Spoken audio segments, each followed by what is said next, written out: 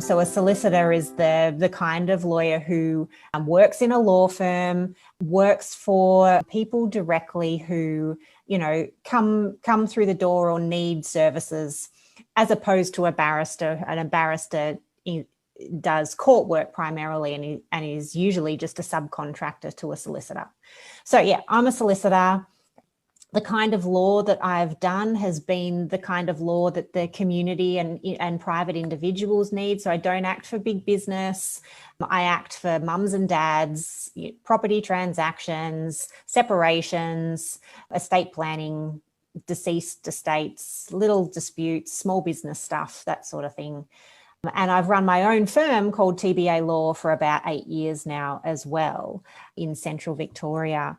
As a solicitor, I did law as many young people do because they think that you can make a difference and you can help people.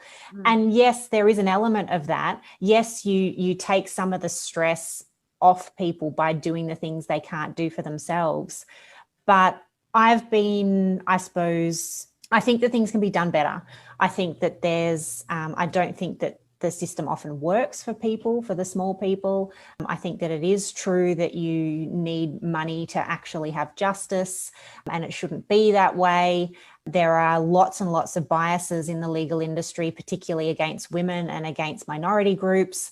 And that is why I've decided this year, when COVID hit, because what other time is there to do it, is to start Legally Wise Women, because I think that I need to drive some change and empower women when they have a legal issue to actually know how to engage the legal system, to know when and how to find the right person, but also to access services that they might have for free to do a whole lot themselves as well. Because I think now's the time to be taking responsibility for our own matters rather than just handing things over to someone else and letting someone else basically earn a whole lot of money out of you when it's your life.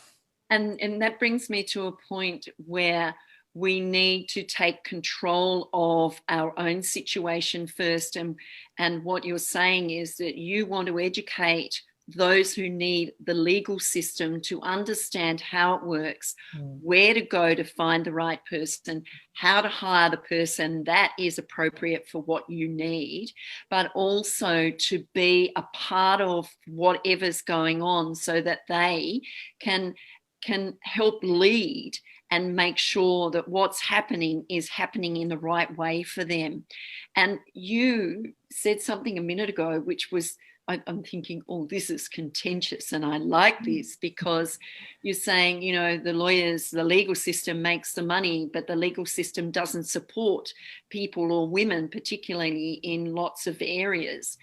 And what you want to do after having the experience that you've had over the years and running your own firm and then starting up Legally Wise for Women is to educate them, to get them to understand that they can do a lot of this stuff. They can get the advice they need. They can find someone that they can trust. Yes, they still have to pay money, but probably won't cost them as much.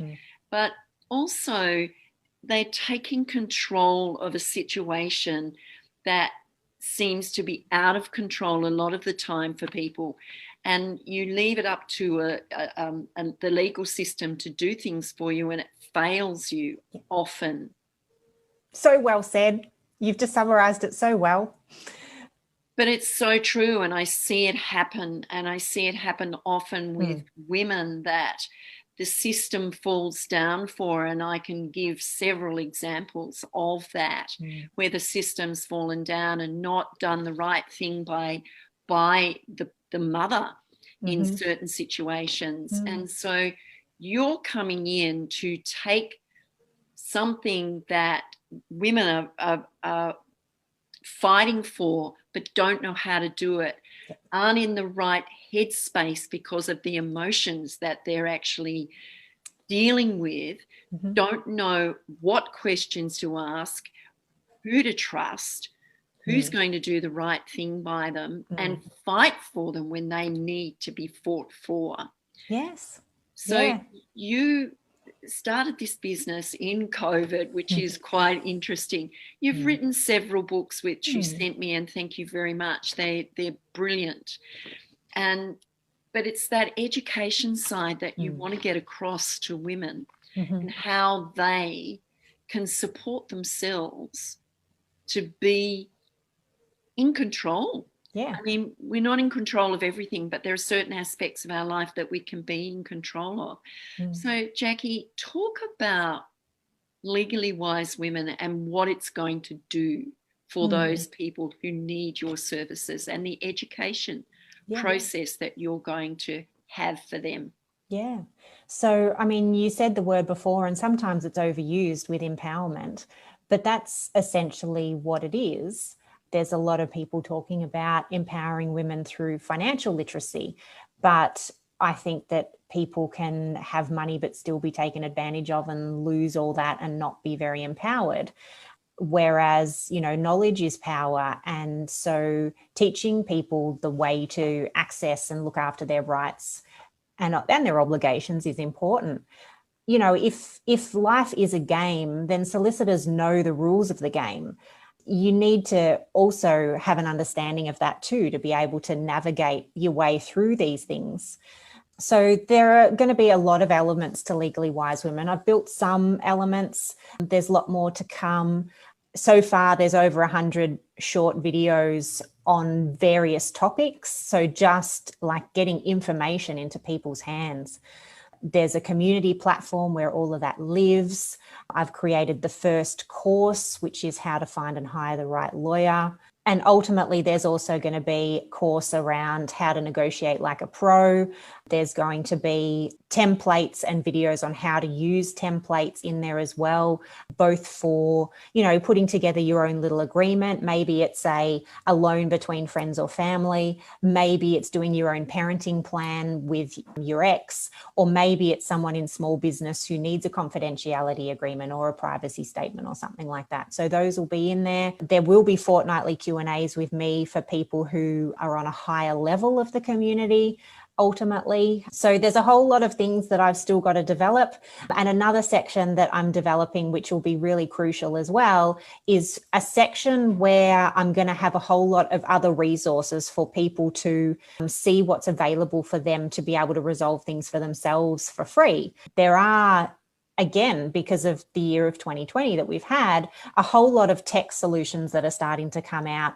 So it's another way of showing people when is this appropriate for me? How do I use it? And give them a bit of a preview before they go and do something that might not be right for them at all. Yeah.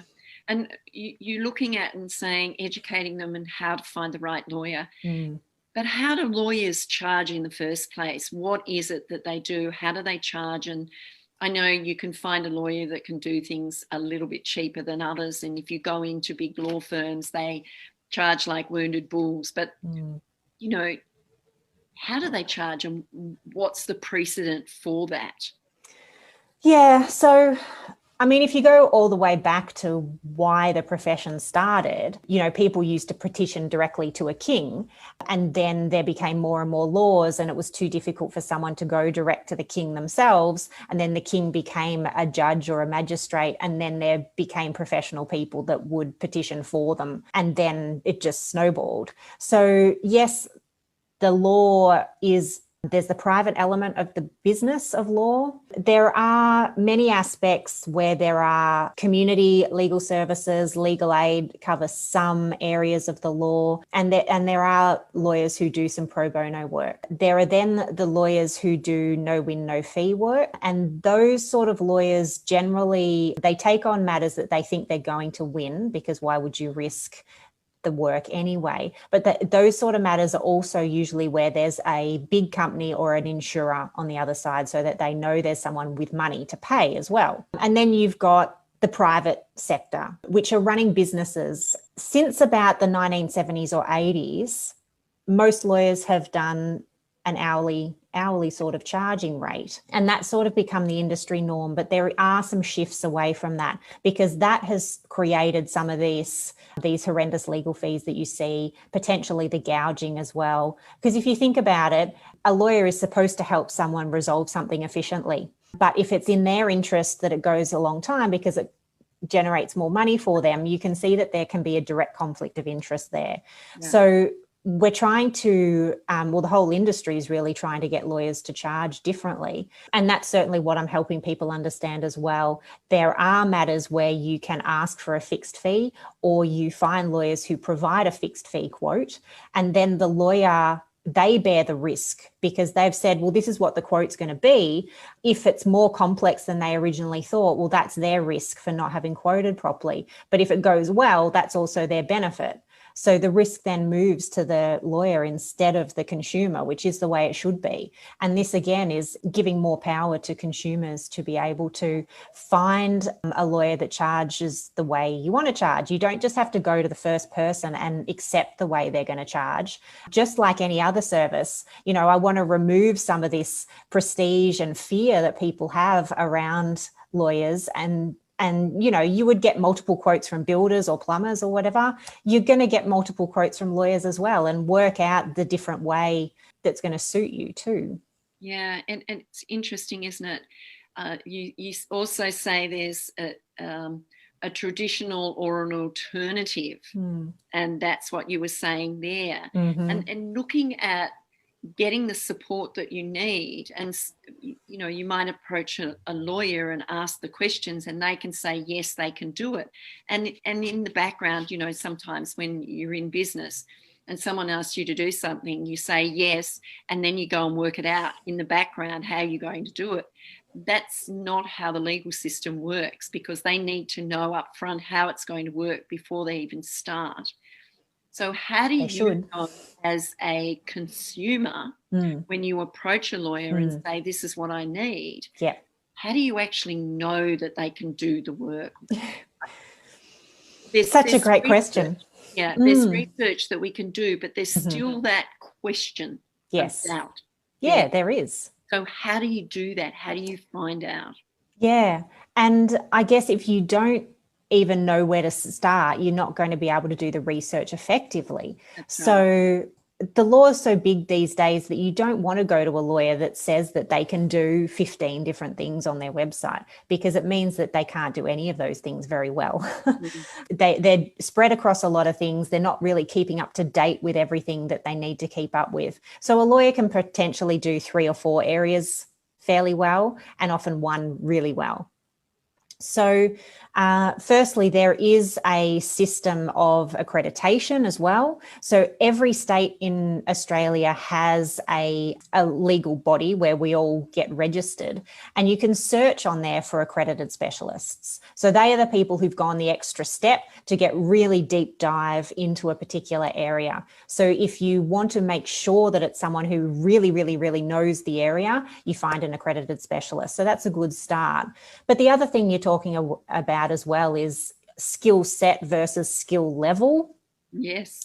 As I say to people, when you do your research on a lawyer, you're going to look at their website. They're going to have a list of services, then try and have a look at their specific bio to see what they actually do. Then have a look at them on LinkedIn, have a look to see what else they're writing about and doing. There can be a lot of lawyers who put up on their websites that they have this long skill set, but it doesn't mean that they have a very high skill level in any of those things, which is sort of what I was saying before. It's like a jack of all trades. Yeah, you want someone who can demonstrate that they do a lot of this kind of work. And when you first go to ask a lawyer, can you do this? You can always ask, well, how often does this come up for you, and are you dealing with this sort of matter? What sort of percentage of your workload is this sort of matter?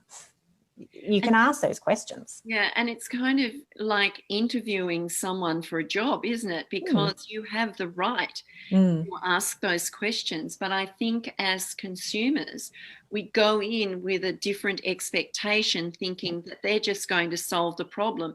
You don't need to do the consult of asking them, well, if you've done this, tell me how successful you were at it. How many times have you done what my situation is, and what success rate have you got?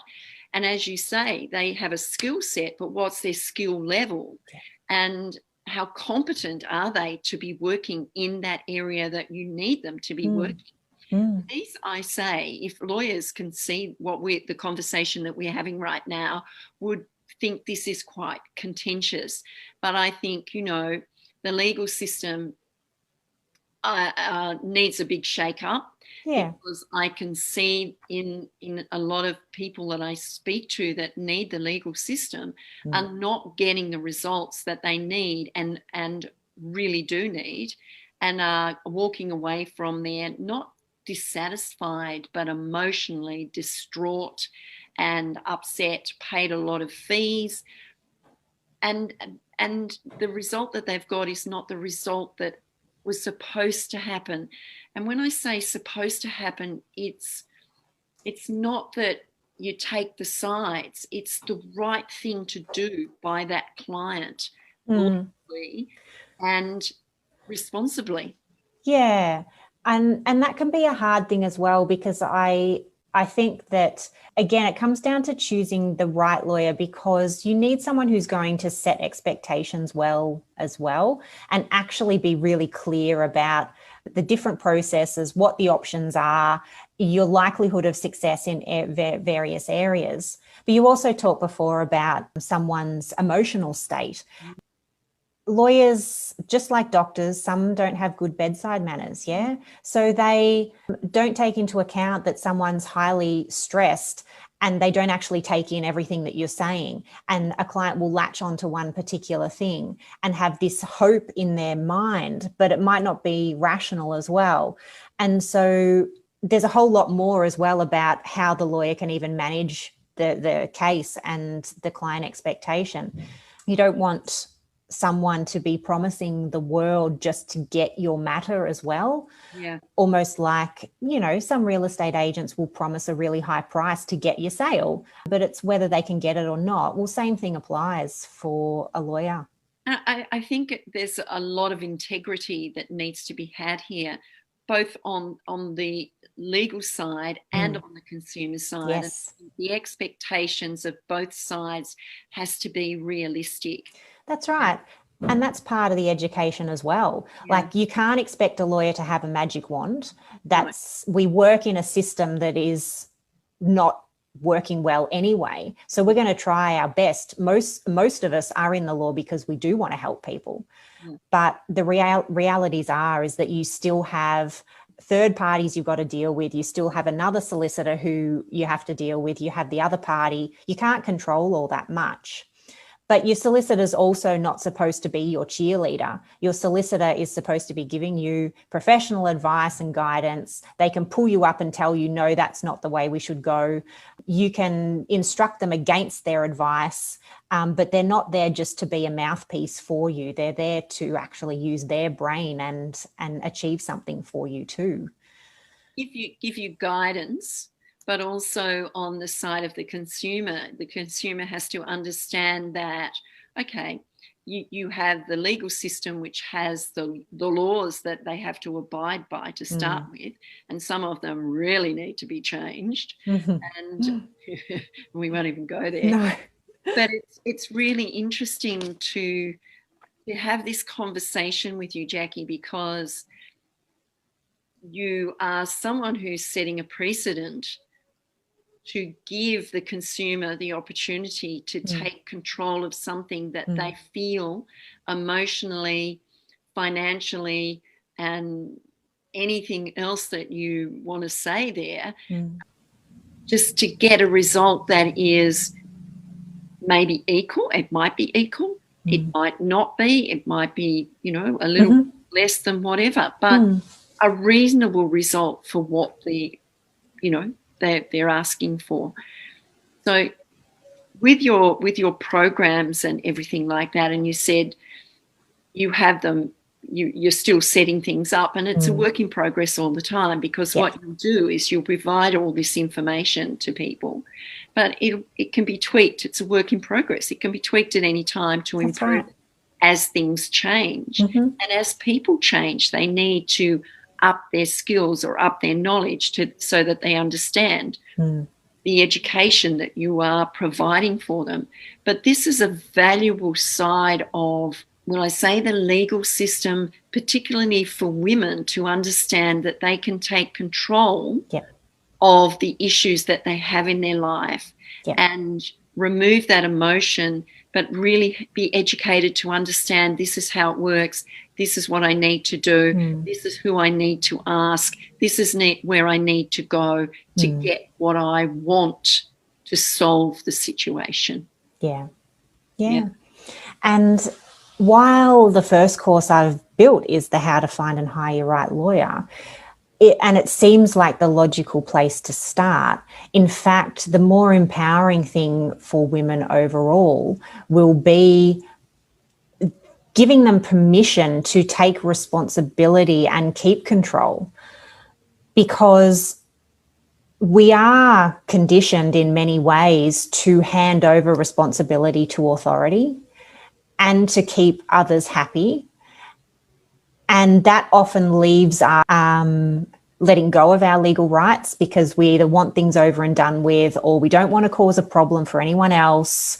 So all of these things we need to start subtly challenging as well to even start on an equal footing, because there are so many biases against women already when engaging in the legal industry. How we communicate is different. We're not given credibility, all sorts of things, even from a starting point. So there's going to be a whole lot of subtle changes and things that will happen as well when women engage with Legally Wise Women. Fantastic. I'm excited. I'm excited to actually be learning and gaining this information and sharing it so that people can then come and find you. And how do they find you, Jacqui? Well, I'm everywhere. Lucky there's no other Jacqui Braumans in the world. So you can Google me easily. LegallyWiseWomen.com.au exists. So the site is there. There's a whole lot of videos and blogs on that site as well. So it's a good place to start. Through that site, you then have a link through to the free community part of my platform already. So that's ready to go for people who do want to jump into the free section already. The course that I've been talking about, I opened for a brief time, but it's closed at the moment. But for those who jump into the free section, you know, you're there with a whole lot of resources already, and you're primed, ready for when I reopen any of these paid sections that are coming. Yeah, great. So thank you so much for your time. And the information is absolutely brilliant and really necessary for us as consumers to understand. So appreciate it and look forward to seeing all the education processes and procedures and the programs and things that you are going to be running throughout 2021 and there onwards for women who need legal services, and to be educated to do a lot of it themselves, so that when they go in, they know exactly the questions to ask, what to do, where to go, and how to hire a lawyer. Yeah, I'm excited to see the change that it should create. And, you know, I think it's the right time. So. And you will be creating I think it's creating an awareness which needs to happen within the legal system for the changes to be made. So congratulations, and thank you, Jacqui. Thank you. This was fun, Faye. I'm Faye Waterman. This is Talking All Things Business, and I'll be back again soon. Bye for now.